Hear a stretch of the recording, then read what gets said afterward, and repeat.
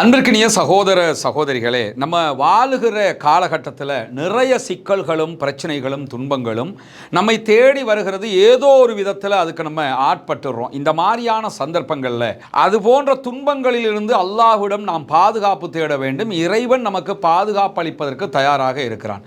சாத் இப்னு அபீ வக்காஸ் ரலியல்லாஹு அவர்கள், நபிகள் நாயகம் ஸல்லல்லாஹு அலைஹி வஸல்லம் அவர்கள் ஒரு 5 விவகாரங்களை கொண்டு அல்லாஹ்விடம் அடிக்கடி பாதுகாப்பு தேடுவார்கள் என்று சொல்லி தன்னுடைய பிள்ளைகளுக்கும் இந்த 5 விவகாரங்களில் நீங்களும் பாதுகாப்பு தேடுங்கள் என்று கற்றுக் கொடுக்கிறார்கள்.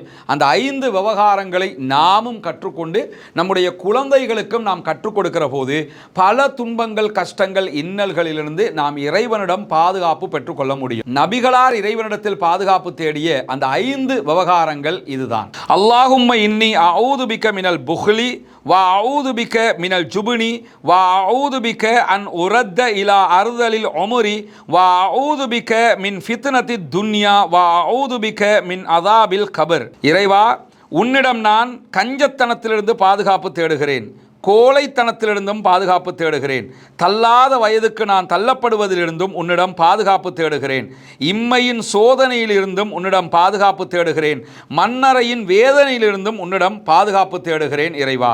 சஹீஹுல் புகாரில் இடம்பெற்றிருக்கக்கூடிய இந்த நபிமொழியில ரசூலுல்லாஹி ஸல்லல்லாஹு அலைஹி வஸல்லம் அவர்கள் பாதுகாப்பு தேடிய இந்த 5 விவகாரங்களிலிருந்து நாமும் இறைவனிடத்தில் பாதுகாப்பு தேட வேண்டும். இந்த துஆவையும் மரணமிட்டுக் கொள்ளுங்கள், வாழ்க்கையில் நடைமுறைக்கு கொண்டு வாருங்கள்.